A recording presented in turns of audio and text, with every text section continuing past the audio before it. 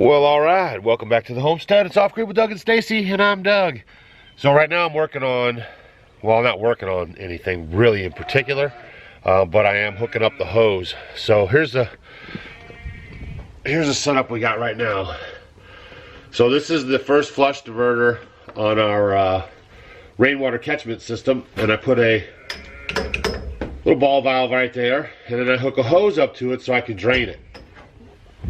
So the problem is that when it's like this and I just put the hose up, we've had these crazy temperatures. It's hot, it's cold, it's hot, it's cold, and so everything freezes in the hose. Then I got to leave the hose outside and let it get warmed up and let it melt out, and I have to come through this window, which I don't really care for.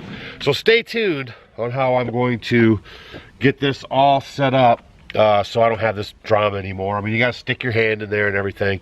So I'm just going to come up with a much better solution. And the reason why you want to have something hooked up to your first flush diverter is because you don't want it to freeze. So you want to be able, in the wintertime, as the snow melts or if it rains or anything, you want to be able to get the water out of there as soon as possible so it doesn't freeze up and bust your ball valve or even that tank, because it's a smaller tank, so it won't last as long.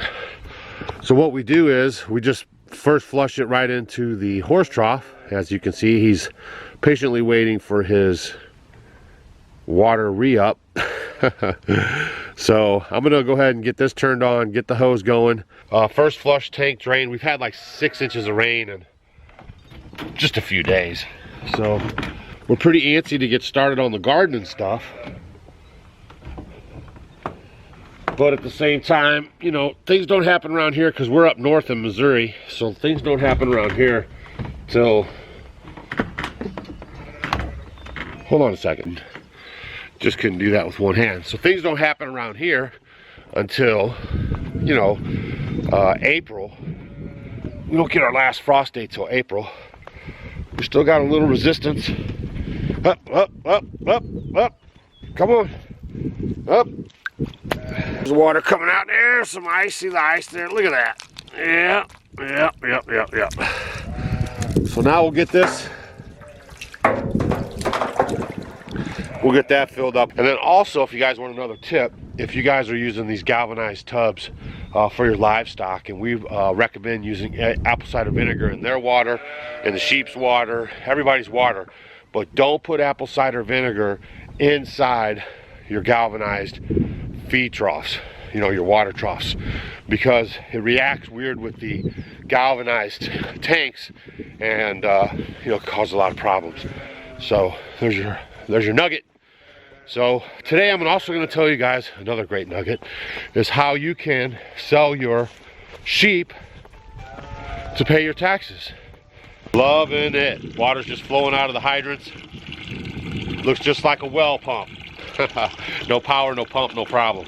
So what we're doing right now is we're getting ready to sell a couple of our lambs to actually somebody who posts video on YouTube, Farm Alarm.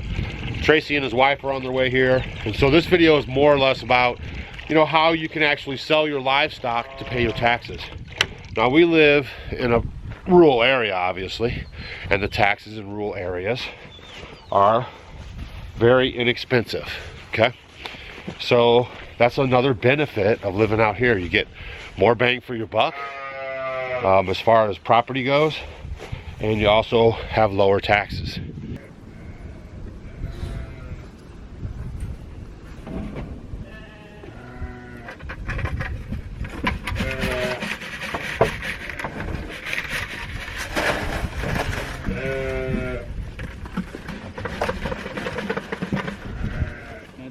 Come on, Rambo.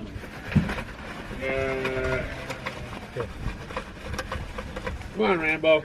Come on. Hip. Hip. Come on, Rambo. Hey. Hip. Come on.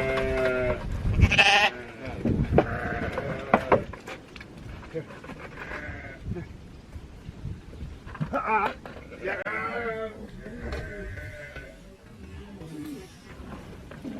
How about that? You alright? You okay? I hope you got him catching that sheep. I did. I hope we got that one. That was gold.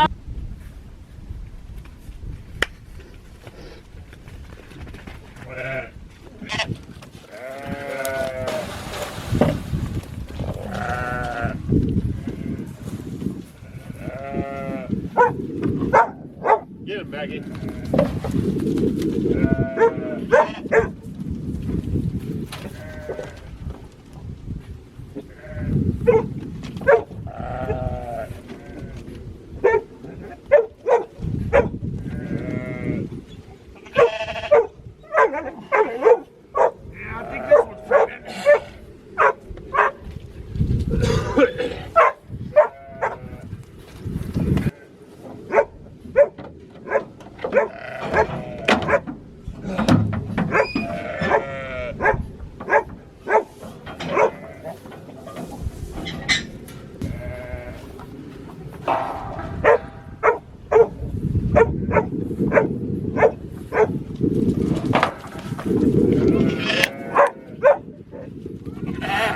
Hang on, Get. buddy. Yeah.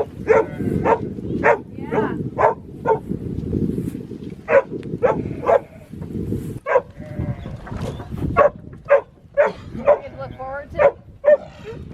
Catching.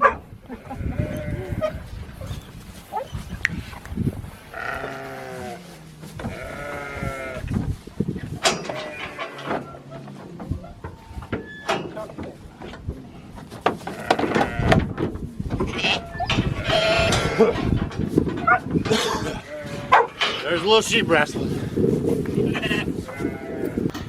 Now I know. Guys are sitting in your couches, in your living rooms, telling me all the different ways I could be doing it. That works out pretty good. Gives me a little exercise. Keeps my bob and weave going. Bring me back to my good old football days. All right. All right, so that is how you pay your taxes with your livestock. We're selling these sheep. We'll go down to the county assessor's office and pay our land tax.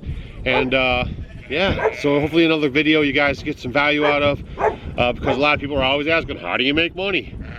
Get livestock that reproduces well, and then you can bank that money and sell it. Now also, if you guys have sheep or goats, it's also good if you could try to time your kidding and your lambing out, you know, right around January, February, because April you get the most for your livestock. So if you guys sell sheep and goats, particularly, this is particularly talking about those, you make more money at the livestock auctions because there's Easter and there's other religious holidays that they use these animals for to eat. And so there you go, if you want to get more bang for your buck. That's Tracy and his wife. They have a channel called Farm Alarm.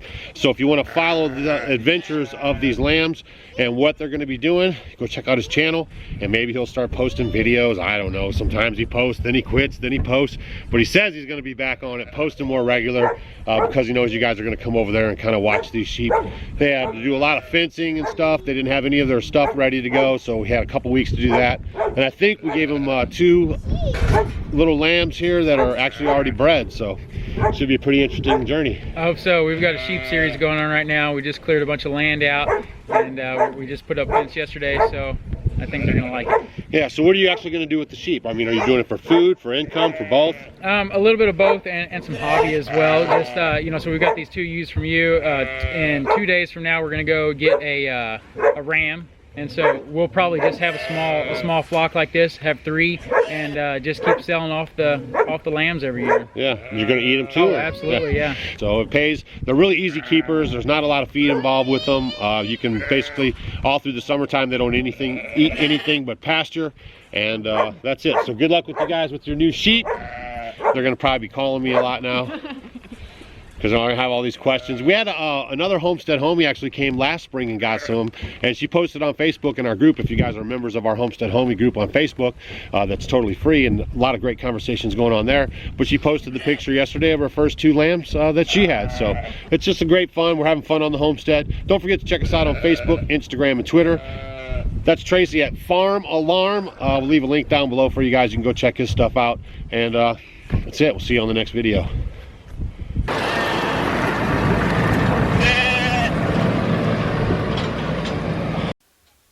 Hey guys, thanks for watching our video. You might want to check out these videos.